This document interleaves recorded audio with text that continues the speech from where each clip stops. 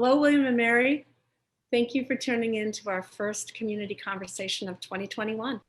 One of the first things we did at William and Mary under pandemic, when we were starting to plan, this was in the spring for the fall, was to recognize that service in an expanded sense was going to be part of what kept us together as a community. That in helping those who are most vulnerable, we gain a sense of control, of agency for ourselves and for those that we are working with and helping. One of the things we wanted to do tonight to kick off the year is to give you a sense of all the different ways that the William and Mary community broadly seeks to change the world. And it's especially meaningful that we're having this conversation right now at the start of Black History Month.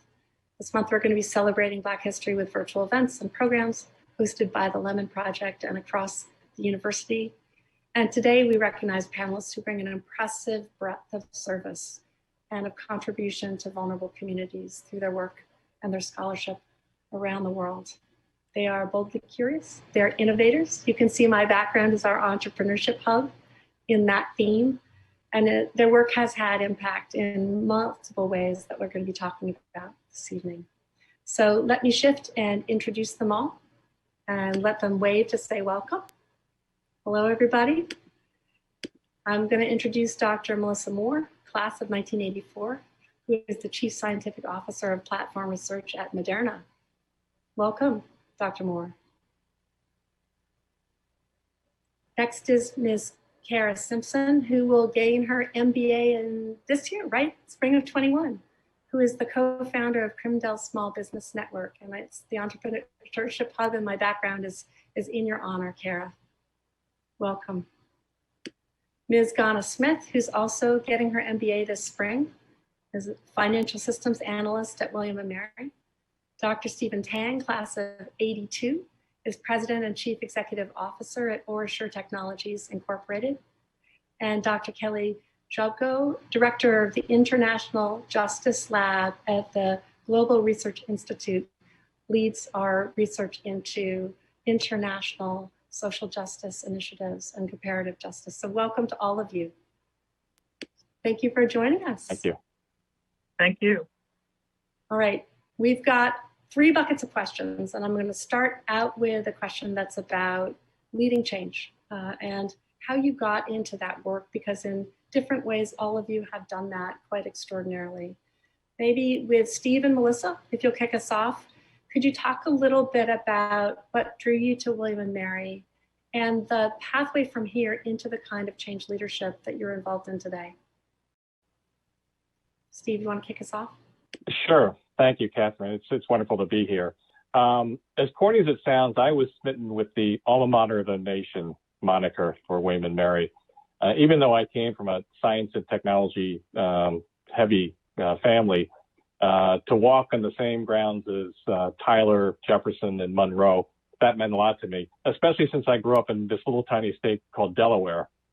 We used to call it the small wonder state, and I figured there'd be no way there'd ever be a president that came from the state of Delaware, so I needed to go to some place where the giants walk. It turns out that my junior year, I was part of the American Legion Boys Nation program. I sat next to one of the counselors who was a World War II veteran, Bronze Star, Silver Star winner. Turns out his name was Rex Tillotson. He was a admissions director at William & Mary. So even though 44 years ago we didn't call that networking, that's kind of what it was. It was networking. He did a great sales job on me to come to the college. I would say what's sustained me since then is a very deep-seated sense that the liberal arts education that I got at William & Mary was foundational. Foundational to think in the breadth and the depth and the connectiveness that we need to have in this world, as complex as it is. So that's my humble beginnings with the college, but it sure led to some very deep-seated values for me. Steve, I heard that when we first spoke, which was last summer, I called you to have you give me a sense of the landscape of the next year for testing, because I know you've done that work and I hope you'll talk about it later. It was incredible to hear that liberal arts synthesis of what the next 9 months might be like, and it helped enormously as one of those key touchstones with a scientist in planning this year, so thank you. And thank you for the work that you've led. I'm going to kick off with Melissa by thanking you as well on behalf of everybody that I know. You're welcome. For the incredible work of the Moderna vaccine. It's extraordinary. And could you talk a little bit about how you got to that work from William and Mary? Sure. Well, I just wanted to say, backing up to what Steve said, I have a very different story about how I came to William and Mary. I'm a Virginia native. I grew up in the Shenandoah Valley in Newmarket, Virginia. And I was the youngest of 4 kids, and the first 2 went out of state. And so for the second 2, my parents said, we have great state schools, you're going in state. And so when it came my turn, the best school in the state was William and Mary. And I applied early admission. It's the only place I applied. I didn't visit beforehand. I just came sight unseen. And so I'm pretty naive about recruiting at that point. And I think one of the things that was really different in my experience at William and Mary versus my brother, who was at UVA, was the intimate connection that I had with my professors, and particularly able to work in the laboratory and really fell in love with being able to learn things that had always been true, but nobody ever knew them before. And so that's just a real amazing feeling. It's almost an addiction. And so that then propelled me to go on to graduate school at MIT and become an enzymologist. I then was a professor for 23 years at first Brandeis University and then the University of Massachusetts Medical School, where I ran a big lab that worked on RNA, which is, of course, the basis of Moderna's vaccine. When I first heard about Moderna and they wanted to use RNA as a therapeutic and as a drug in about 2012, I thought it was a crazy idea. But the more that when I learned a little bit about it and the more I thought about it, it wasn't so crazy because viruses or RNA viruses like the coronavirus have been around for millennia, and they're able to inject their RNA into human cells. So why shouldn't we be able to engineer that and do it ourselves? So I gave up in 2016, gave up my laboratory and my research group and jumped feet first into Moderna. And I'm so glad I did. It's been an amazing ride, and particularly this year to be part of the ability to really do something about this pandemic. Has just been remarkable. So, but my foundations at William and Mary were, really got me started in that direction. That's wonderful. We're glad you made the leap, and that bold leap is one of the qualities that I think is consistent from our alumni to our current students today. Speaking of 2 graduate students here, Kara and Ghana, you both did something similar, which is to think about how you could move through pandemic in a way that made a difference in the pandemic. And I'm interested in your choice of what drew you to the Mason School of Business and that spark that moved you from the classroom out, where that came from, when you knew you were going to do that. Maybe, Kara, could you just kick us off? Sure. And thank you, First President Rowe, for having me. It's really great to be included in this group of panelists today. And what drew me to William and Mary, I'm also a Virginia native. So William and Mary has been on my mind forever. I actually was first interested in this school to go to the Marine Science School. So it's a big surprise for me to be here as an MBA student. But I really appreciate this question about bridging the community, because that is the core of what I've been doing with the Crimbel Small Business Network. Our whole goal as an organization is to create a bridge. Of course, our namesake is the Crimbel Bridge, iconic on campus. And there's been so many different little sparks that have contributed. And a lot of this has had to do with our mentors and support we've had both in the William and Mary community and in the greater Williamsburg community. My co-founder, Vicki Harrington, and I, we are involved with the Net Impact organization, and we really wanted to connect with small business owners. So then with COVID and a series of fortunate connections we were introduced with Jim Carroll of the Hampton Roads Small Business Network, and he's really the one who created that spark that made the idea viable. He recognized what William & Mary students would be able to give and be able to contribute during this crisis relating to small business community and to the economy in such difficult times. Thanks. Ghana, same question to you. What drew you to Mason, and what for you sparked that bridge from academic to community transformation? Well, first, I would also like to say thank you for inviting me to be on the panel tonight. But for me, it actually started with my application, because I have always been involved with community work. I can't even begin to tell you when my first time I actually volunteered in the community. And so as I was writing my application, I actually said, I want to gain knowledge and tools that I could go back into the community and use.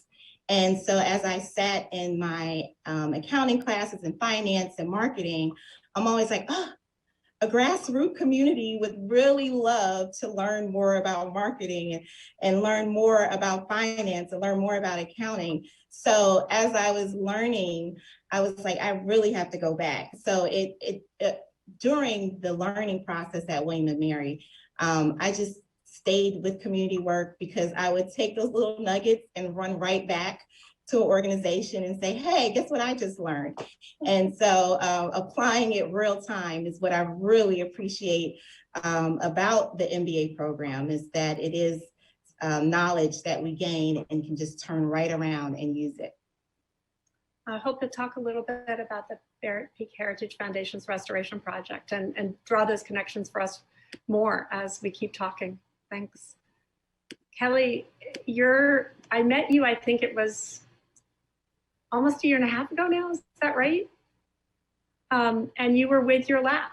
You were with 5 students in your lab, just kicking off the work that I think you published just about a week ago with several of them. Do I have that timeline right? Yeah, that's right. That's exactly right.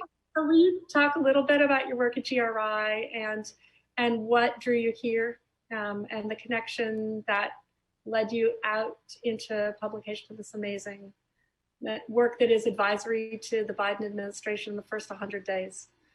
Well, thank you for having me, and thank you for that question. I am a child of the liberal arts. I grew up on the campus of Pitzer College. I went to Pomona College, also in Claremont, and then I went to graduate school and was trying to bridge my liberal arts background and my increasing and growing research profile. And I was kind of at a loss of what type of institution to go to. I thought I'd have to sacrifice some of my teaching and mentoring if I went to a traditional research university, or I'd have to sacrifice some of my research if I went to a teaching school. And then William & Mary was really a perfect fit of being able to combine these and reconcile them and balance them in a really nice way. And incidentally, when I studied abroad in France, there was a student on my plane who was also joining me on the Middlebury School in France program. And he just was so proud of his school. And he's William & Mary this, William & Mary that. And so many years later, when I told him that I was going to work at William & Mary, it just kind of brought the whole experience full circle. Now, one of the things that I learned at USC by working with amazing mentors and that connected my experience at Pomona was faculty-student research. And not just on a one-on-one basis, but on a group basis, on a lab basis. And so I was very excited to start the International Justice Lab at the Global Research Institute, building on experiences directing the Security and Political Economy Lab at USC and combining interests in transitional justice and human rights that I had developed all throughout my undergraduate experience, pursued in graduate school, and now can share with my students. And so we now have our second cohort of fellows. And just a couple of weeks back, we had the opportunity to publish an op-ed in the online edition of Foreign Policy magazine. And so 2 of my students were working with me researching post-apartheid South Africa all through last year as part of research that I'm doing for my book, and now work that we're doing in our own separate paper. And we saw the announcement by President Biden of the first steps of the racial equity plan. And we said, okay, we have something to say about this, lessons to impart from our study of South Africa. So we went from pitch to publication in less than 48 hours. And I think that just shows you everything you need to know about our students here, that they are on the ball, they are enthusiastic, have a lot of energy, work very hard, work quickly and work well, and that they can join us and work alongside us in producing knowledge and leveraging insights from our research to communicate with the public. That's awesome. So that's a theme for all of you all, is fast turnaround. Ability to get to impact much, much faster than most people do. I've been asked a lot this year what it's like to be at William & Mary through pandemic and what it's like to work through this time. I've said it's the hardest work I've ever done, and it's also the most meaningful. There is no place that I'd rather be doing this work. So I want to ask a little bit for all of you. I'll kick things off with Melissa about how pandemic has changed the work you're doing. I just know a little bit about biopharmacology. It can take, I think, 10 years to develop a vaccine. As Moderna's chief science officer of platform research, the speed at which this has happened must make you incredibly proud. So could you raise the curtain just a little bit and tell us what that research process is like, maybe a hurdle that you faced and an encouraging sign, a moment along the way where you thought, we've got this?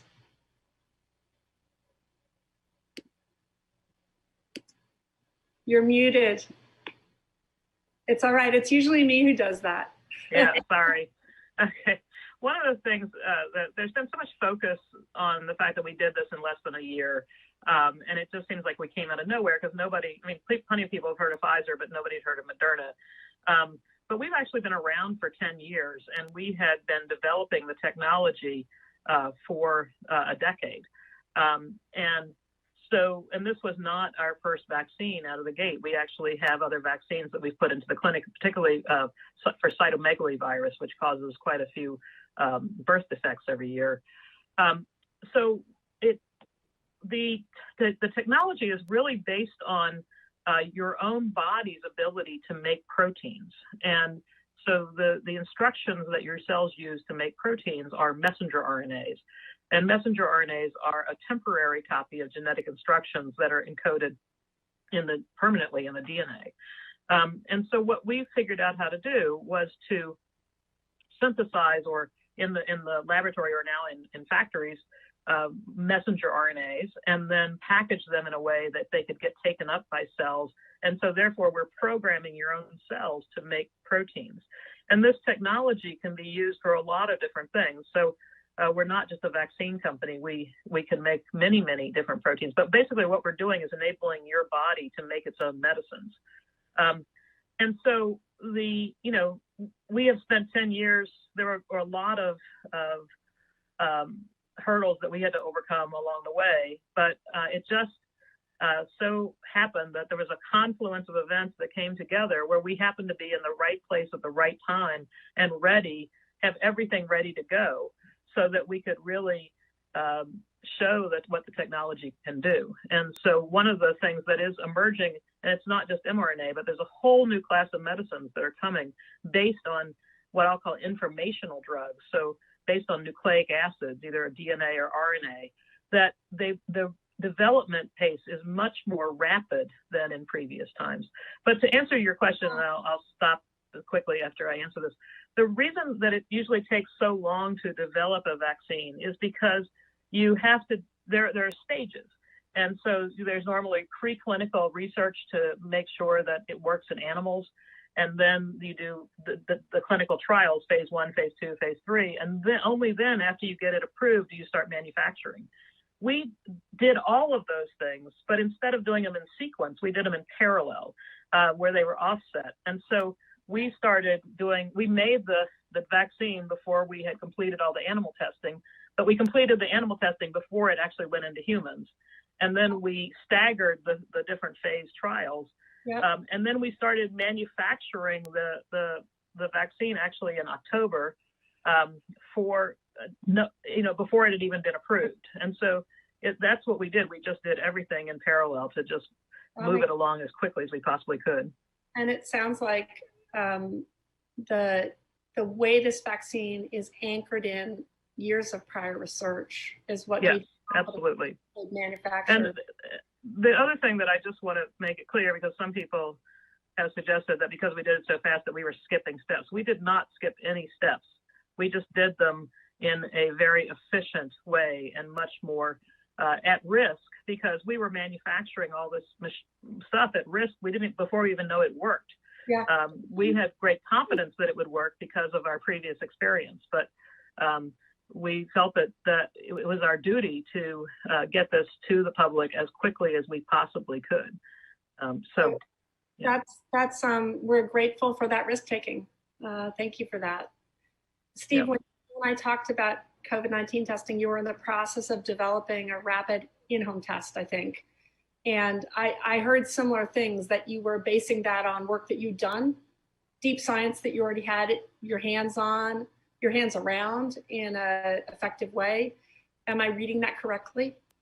You are, and I'll share that. I'll show you actually how the devices that we have do that. But I want to thank Melissa and her company. I got my first dose of the Moderna vaccine a week ago, and so it's a very seamless process. I'm looking forward to the second dose in 3 weeks here. So, but to answer your question, Catherine, OraSure Technologies has done something that other companies have not. And that's we've been able to develop self-tests.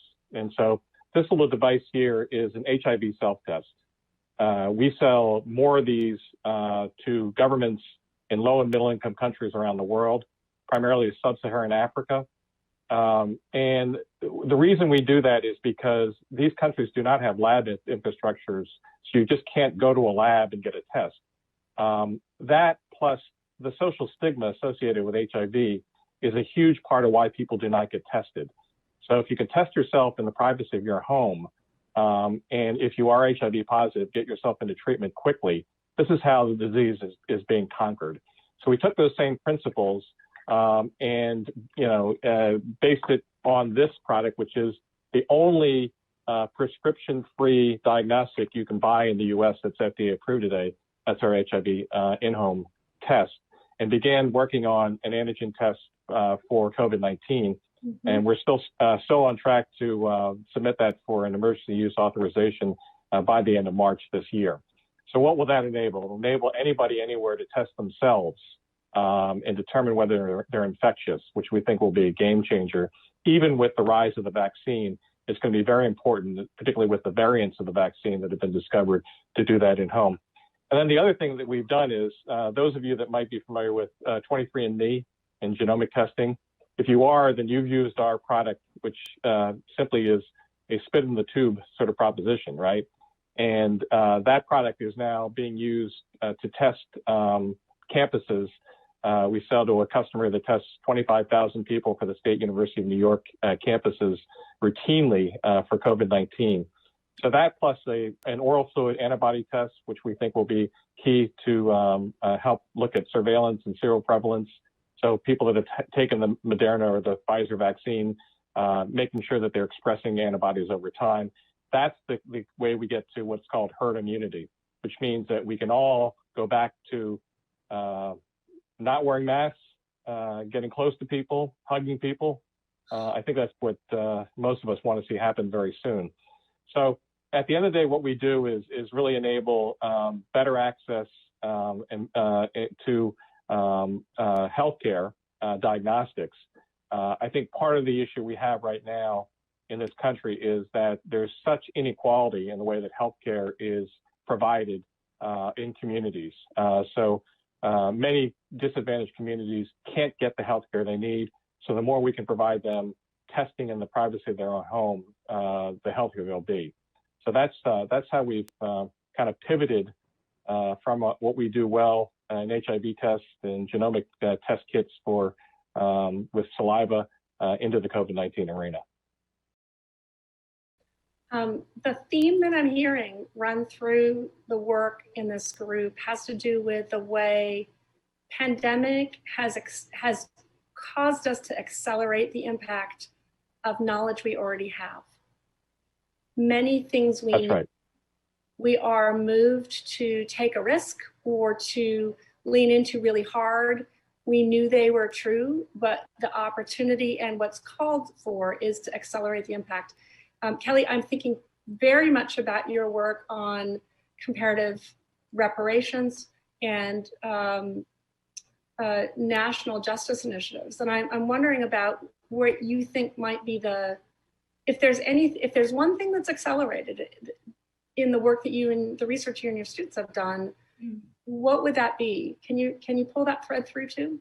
Yeah, thank you for a great question. So since the summer protests last year following the killing of George Floyd and the BLM protest movement, which is one of the largest in history, there's been a proliferation, of transitional justice initiatives in the United States at the local and state level. So there are truth commissions in development in Iowa City, San Francisco, Boston, so many cities around the US, some that are ongoing at the state level, like our own neighbor Maryland, and then even a bill in the United States Congress to create a national US Truth, Racial Healing, and Transformation Commission. So in terms of changes for my work, what I study abroad has arrived in the US. And I think it's an extraordinary development. It's a welcome change, certainly.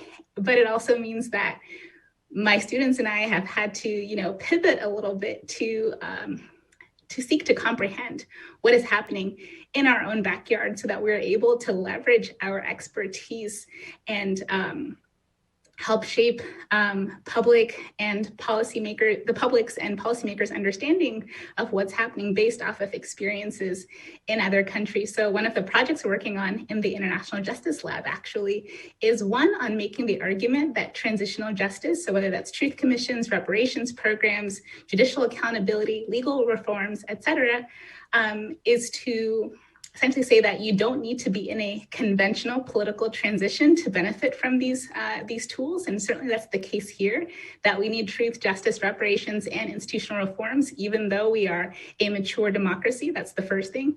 And the second thing, to actually push international relations scholars to study transitional justice at a sub-national level. So much of how we conceptualize and measure transitional justice mechanisms like truth commissions is at the national level. That's what happened in South Africa, Guatemala, Peru, Timor-Leste, all around the world.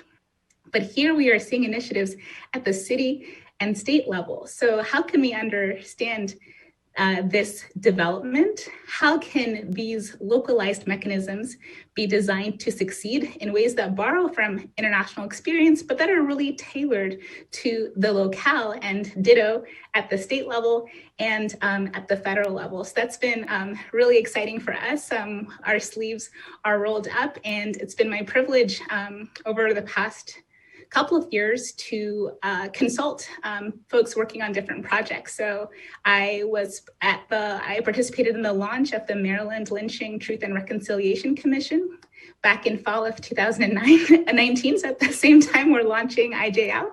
And then also recently got to speak to the leadership of the movement for US Truth, Racial Healing, and Transformation, who are lobbying lawmakers in Washington to pass House Resolution 100, sponsored by Congresswoman Barbara Lee of San Francisco, to create this US Truth, Racial Healing, and Transformation Commission, in partnership also with a bill in the Senate sponsored by Senator Cory Booker of New Jersey. And so the global has become local, and we're excited about it.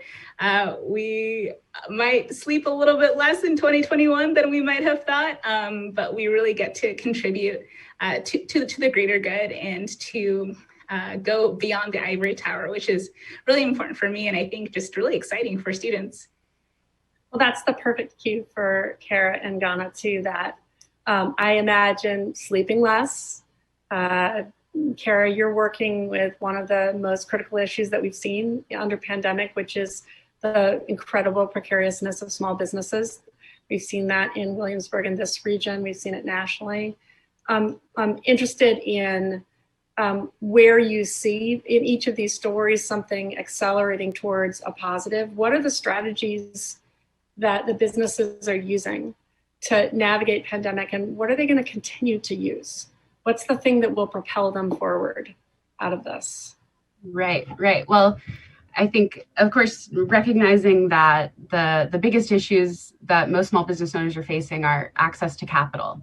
And a lot of these small business owners, they wear many hats and they are experts in their field. And it is an amazing opportunity for students to learn from them. Like, just because we're MBA students, I think it's a very mutual exchange. So what we've seen in some of the most successful business owners is absolutely resiliency, flexibility, adaptability. They're looking at the current situation as a challenge.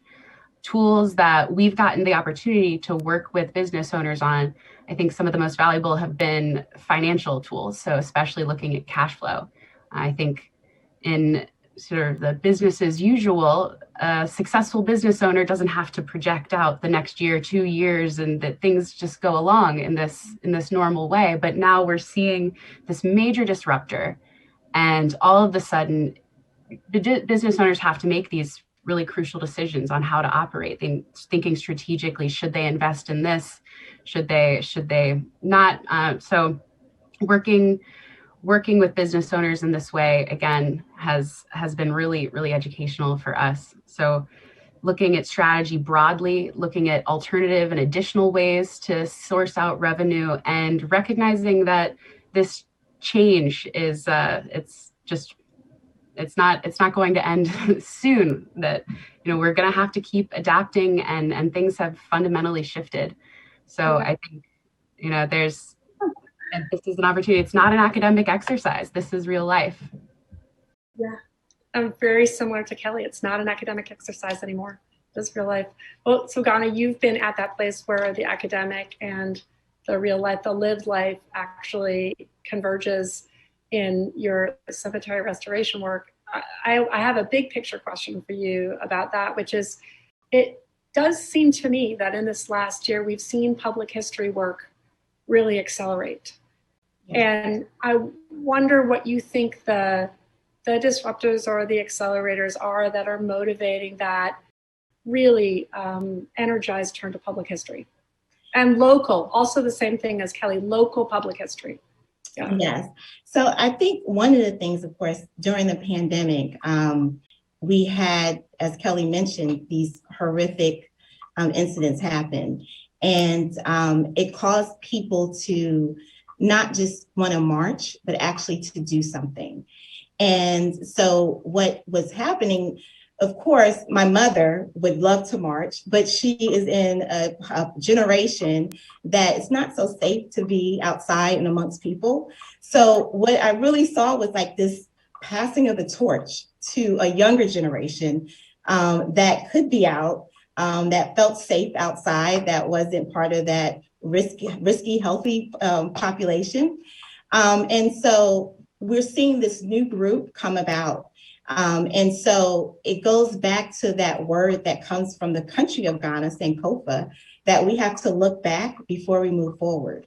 And so we see this new generation looking back and learning the history, especially as the Confederate monuments were coming down, and wondering, like, who could we put up? Who are the great pillars in our local community that we can name the buildings after and make statues of? And so that research is being kicked off. And where best to find it is by going through the cemeteries, literally, and looking at the headstones and looking at dates and saying, wow, this person's from 1800. And I remember seeing a headstone that was really fancy from the 1800s. So I said, okay, well, who is this person that the family's still around? And it was somebody named George Fields, who was an African-American who graduated from Hampton Institute and was a part of the very first law class of Cornell University. And so it was amazing for me just to discover it by just beautification of a cemetery. So I think that's what we're seeing now is a new generation that is hungry for history that's never been in history books. Right. So and that's the other issue, that in America, our history books were not diverse. And so people had to always go out and learn history. And so even selfishly for my motivation, I really value oral history. And I really want to make sure that it doesn't stop, that we learn about the people from the past so that we can pass it on to the next generation. So you're also seeing that as well, the collection in modern ways, how to, blog posts and people having Instagram accounts that are just about history. So you're seeing modernization also being linked in to things that we've always done. So yeah, that's wonderful. So much is knowable, and we're making it knowable. Yeah, that we had thought was lost. I'm going to switch us to a lightning round really fast because this conversation could go on for a very long time, but I'm attentive to your time and to our listeners' time. I'm going to give you each a different question and run through them fast and see if you can, giving you a second now to think about it, come up with a very short answer. That's your challenge. I'm going to ask Stephen, what's been the most surprising discovery for you during the pandemic? Wow. There's so much has been said about resilience, Catherine. I think there's another concept which is called anti-fragile, which is beyond resilience. It's things that get stronger under chaotic, stressful situations. That's what exercise does to your bones, right? And it's been surprising to see how my colleagues at OraSure have responded to the pandemic and become more cohesive and more nimble when, all the laws of thermodynamics would suggest that they should become undone by this. So I just, it's one of, it's surprising, but also satisfying and a bit of a mystery as well. And that's my question for Melissa too. I'd like to hear, what are you going to remember about your colleagues from this year? Well, this year, oh my God. So I so wish that people could have seen inside Moderna just how dedicated and the single mindset of everybody was, and how unbelievably hard they worked. We have a lot of people who have not taken a vacation or a day off since January of last year. And so I'm just going to remember the amazing sense of purpose and dedication and resilience that my colleagues had. And I'm just so proud of them for getting done what we did, the impossible, and really getting it done. I'm going to ask Kara, what's the most hopeful thing you can tell us about the next 6 months? Well, besides my graduation, we've got a great group of William & Mary students coming in and carrying the torch, so to speak, with Crimdell. And I've been really excited seeing first-year students, incoming students get excited about it, tell me it's the reason that they ultimately decided to come to William & Mary. I think we've got a lot of good left to do. That's awesome. Ghana, this is a tough one. What, from the different hats you wear, because you have several, right? We have public historian, we have student, we have financial analyst. How are we going to know when we're out of pandemic? Well, the easy answer, and I know this is lightning round, but easy answer is, of course, the data would let us know. But personally, for me, it's when I go on vacation finally again. So that would be, but I think also for me, though, it's not just getting out of the pandemic, but I as we all have talked about the different changes that things we've learned during this time, I just hope that the words like health disparities and systemic racism doesn't just say, oh, that was during the pandemic, but we actually go back and say, how do we fix these problems? How do we destroy systemic racism? And how do we make sure that, health disparities are no longer existing? before I ask Kelly this question, I'll say for me, I think the visibility of kinds of labor that we've never thought about or seen before, whether it's a lab technician doing a test, developing a vaccine, whether it's a grocery store clerk who's making it possible for us to deliver food, that the visibility, whether it's people at home with their kids, right, of kinds of labor that have been hidden is, I think, maybe one of the things I cherish the most. Yeah. Okay. Dr. Jago, I'm going to ask you the question that is the counterpart to the colleague question, which is, what will you remember most about your students? I will remember how energetic they've been, despite the circumstances pushing them towards, the opposite. I really like this idea of anti-fragile. I think they've expressed that in tremendous ways this past year. I will remember their curiosity, which seems, just insatiable, their diligence, their enthusiasm. These are all things that I like to think that I have, but sometimes I lose them, get lost in the minutia of research or teaching or just life, especially in these pandemic times. And my students, they bring me back. And so that's what I'll always remember. They bring me back. They give me energy when I feel depleted, and we're able to discover together, engage in this corporate endeavor of knowledge creation and knowledge building. And gosh, the fact that I get to do that for years and years to come, just, is so exciting for me. It's the best work. It's the best work. Well, I thank you all so much for an incredibly thoughtful and exciting conversation and inspiring. It's been such a pleasure. I hope you enjoyed it as much as we did. And I know that those listening will. I'm going to say to everybody out there in the ether, in the William & Mary ether, please join us for our virtual Charter Day ceremony next Thursday, February 11 at 7 p.m. Eastern Time. And students, there is a riddle embedded in that ceremony in the webcast that will be an answer for the Charter Day Adventure Race, just a hint. So I look forward to celebrating William & Mary's 328th birthday with all of you. And I am so grateful to this group of wonderful, thoughtful members of our community for your words tonight. So as I typically sign off, I'll say to all of you out there, stay well, William & Mary, be well, and we'll talk to you soon.